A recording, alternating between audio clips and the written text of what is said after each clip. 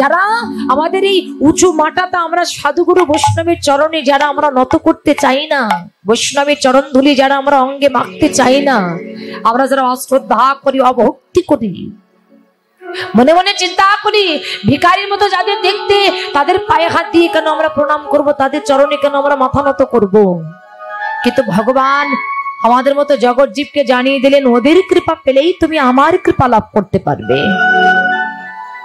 আরে আমরা তো ভক্তের চরণে হাত দিতে চাই না, ভক্তের চরণ ধুলে অঙ্গে মাখতে চাই না। ভগবান শ্রীকৃষ্ণ তিনি নিজে কি করেছিলেন? ভগবান শ্রীকৃষ্ণ তিনি নিজে কি করেছিলেন? তার একটা বন্ধু ছিলেন যার নাম ছিলেন ভক্ত সুদামা।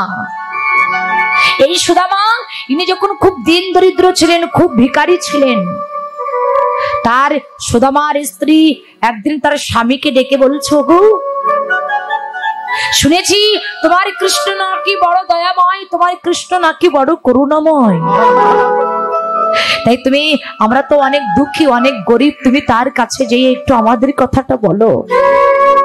তাই সঙ্গে কুচে করে কিছু শুকনো চিড়ি নিয়ে ভগবান শ্রীকৃষ্ণের কাছে গিয়েছিলেন।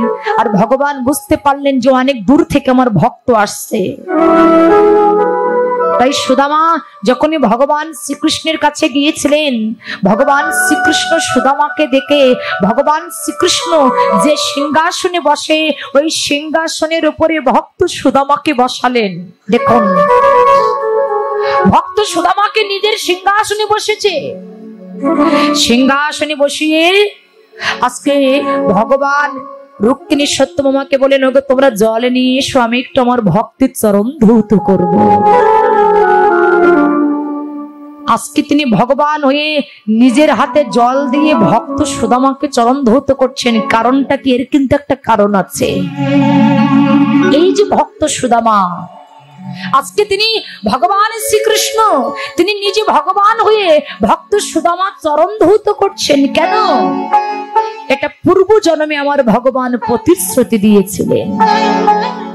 এই ভক্ত সুদামা আর ভগবান শ্রীকৃষ্ণ এদের সম্পর্কটা কিন্তু পূর্ব জন্মে এরা ভাই ভাই ছিলেন। কেন না, ভগবান শ্রীকৃষ্ণ তিনি ছিলেন ত্রেতা যুগের রামচন্দ্র, আর ভক্ত সুদামা তিনি ছিলেন ভরত। আপনারা জানেন, যখন আমার ভগবান রামচন্দ্র 14 বছরের জন্য যখন বনবাসে গিয়েছিলেন, কৈকেয়ী মাতা দশরথের চরণ সেবা করেছিলেন, দুটি বর চেয়েছিলেন যে আমার প্রথম বর আমার ছেলে ভরতকে এই রাজ্যের রাজা করতে হবে, আর রামকে 14 বছরের জন্য বনবাসে পাঠিয়ে দিতে হবে। আর রাম যখন 14 বছরের জন্য বনবাসে গিয়েছিলেন, তখন ভরত কিন্তু বাড়িতে ছিলেন না, তার মামার বাড়িতে ছিলেন। মামার বাড়ি থেকে এসে তার মায়ের দাসী মন্থনা তার কাছে সবকিছু শুনলেন যে তার দাদা নাকি 14 বছরের জন্য বনবাসে গেছে। লক্ষ্য করবেন, 14 বছরের জন্য বনবাসে গেছে। ভরত তখন এই কথা শ্রবণ করে উন্মত্ত পাগলের ন্যায় হয়ে আমার রামচন্দ্র যে বনবাসে গিয়েছিলেন সেই জায়গাটায় গিয়েছিলেন আমার ভরত। গিয়ে রামচন্দ্রের চরণে ষষ্টাঙ্গে প্রণাম করে চরণ দুটি জড়িয়ে ধরে বলেছিল, দাদা দাদা।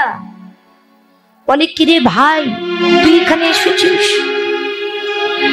বলে, দাদা তুমি যে 14 বছরের জন্য বনবাসে এসেছো, আমি জানি তুমি কারো কথা রাখোনি, বাবার কথা রাখোনি, আর যে মায়ের কথা রাখতে যে বনে এসেছে আমি জানি সে আমার কথা রাখতে কখনো কোনোদিন বাড়িতে ফিরে যাবে না।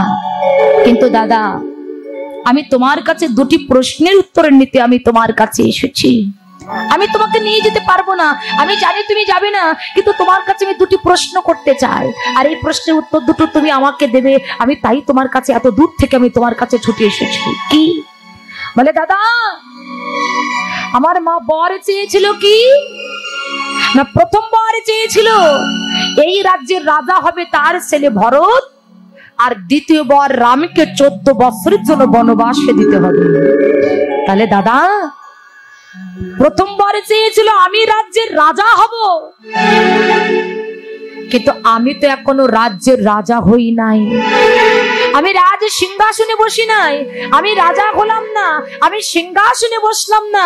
তাহলে তুমি 14 বছরের জন্য বনবাসে আসলে কি করে? আমি রাজা হব, সিংহাসনে বসবো, তারপরে তো তুমি বনবাসী আসবে। কিন্তু আমি রাজা হলাম না, সিংহাসনে বসলাম না, তুমি তার মধ্যে বনবাসী এসেছো কেন দাদা? তার জন্য সমাজে আমার মা কলঙ্কিত হয়েছে, সবাই আমার মাকে ভুল বুঝেছে কেন দাদা? তুমি এই কথার উত্তরটা দাও।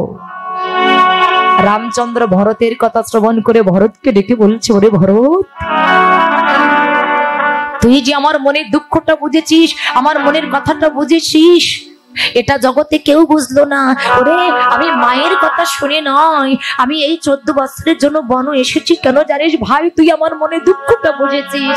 এই বনে কত যোগী মনি ঋষি তারা সাধনা করছে আমার চরণ পাওয়ার জন্য। আমি যদি বনবাসী না আসি, অহল্যা পাশানি হয়ে যাচ্ছে, আমি তাকে উদ্ধার করতে পারবো না।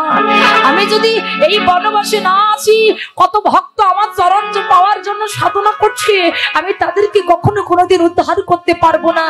আমি যদি বনবাসী না আসি, আমি রাবণের সোনার লঙ্কাকে উদ্ধার করতে পারবো না। আমি তাই তো এসেছি। বলছে দাদা, তুমি তাই যখন আসলে, তাহলে তুমি একবার কৃপা করে বলে দাও, তুমি যে বাড়ি ঐশ্বর্য ছেড়ে এই বনবাসে এসেছো, যে সিংহাসনে তোমার বসার কথা, সেই সিংহাসনে আমি কেমন করে বসবো?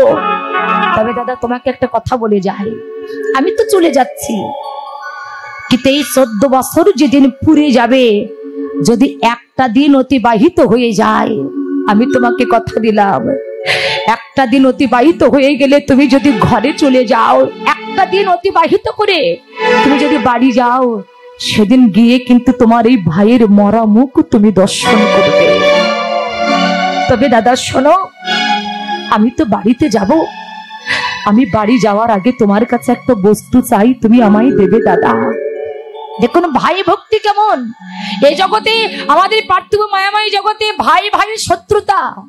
ভাই চেষ্টা করে দাদাকে কি করে ক্ষতি করা যায়, ভাই চেষ্টা করে দাদাকে কিভাবে ধ্বংস করা যায়। এটা হচ্ছে আমাদের এই কলিযুগের ভাই ভাই সম্পর্ক। ভাই দাদা যদি 5 তলা দিচ্ছে, ছোট ভাই মনে মনে চিন্তা করছে 5 তলার উপরে আমি কেমন করে 10 তলা দেব। কিন্তু রামচন্দ্র আর ভরতের সম্পর্কটা এমন নয়। এ জগতের কোন দাদা যদি ছোট ভাইকে একটা চড় মারে, দেখবেন ছোট ভাই 2টি চড় মারার জন্য ব্যস্ত হয়, কিন্তু এটা কখনো সম্ভব নয় যে বড় ভাই সে ছোট ভাইকে একটা চড় মারতে পারে।